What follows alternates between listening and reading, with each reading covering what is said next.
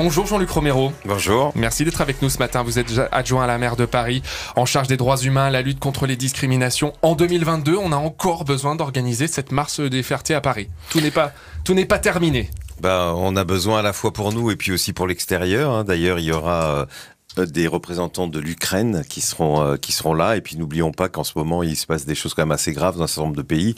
Je pense notamment au Sénégal, je pense notamment à la Côte d'Ivoire, je pense en Ghana, et puis au Qatar, où nous allons être bientôt à la Coupe du Monde de football et où les homosexuels ne sont pas les bienvenus et où les personnes séropositives sont interdites de territoire. Donc je pense qu'il y a encore du boulot. Et qu'est-ce qu'on devrait faire, nous, alors ? Qu'est-ce qu'on va faire, nous ? Vis-à-vis de ça, vis-à-vis de la Coupe du Monde. Moi, je pense que ce serait peut-être bien quand même que les instances de foot à un moment se prononcent, parce que je pense qu'il y a des choses très graves. D'ailleurs, ils ont même annoncé, c'était un peu assez drôle, il y a quelques jours, les autorités du Qatar ont annoncé que les couples non mariés qui auraient des relations sexuelles seraient pénalisés. Donc au moins les hétéros sont au même niveau que les homosexuels pour une fois. Non, on rigole, mais c'est quand même assez grave de voir tout ce qu'on laisse faire au Qatar aujourd'hui.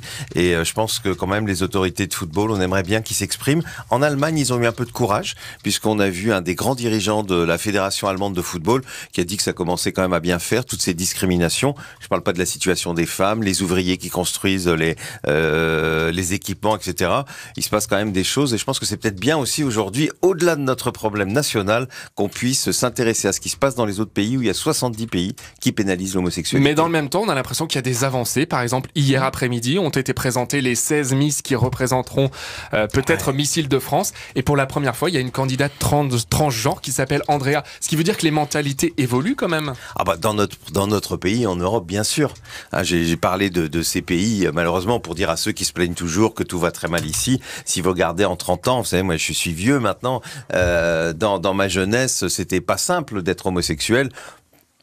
Aujourd'hui, ça reste quand même compliqué dans certains endroits, dans des banlieues, dans certains endroits de province. À Paris, c'est compliqué. À Paris, il y a quand même encore des violences homophobes à Paris, parce qu'il y a des agressions, malheureusement, régulièrement. Mais globalement, les Parisiens sont quand même super ouverts. On est une ville inclusive.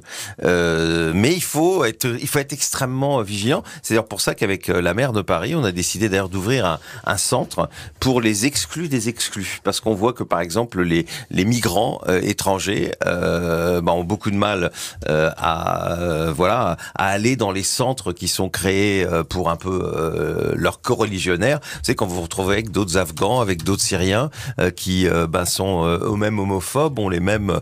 il faut trouver des choses. Donc nous, on va ouvrir un grand centre. On a ouvert 6 appartements déjà aussi pour les personnes LGBTQI. Donc on voit qu'il y a énormément de choses. Bien sûr que ça avance. En tout cas, globalement, les Français et les Parisiens sont quand même d'une ouverture d'esprit qui est là. Mais l'homophobie est là, et les réseaux sociaux, malheureusement, ont aggravé tout ça. Marche des fiertés donc demain à partir de la station Michel Bizot jusqu'à République demain après-midi. Merci Jean-Luc Romero d'être passé, d'avoir fait le point ce matin. Paris est fier, donc vous êtes les bienvenus. Paris est fier, on les voit effectivement, ces affiches un petit peu partout dans la capitale.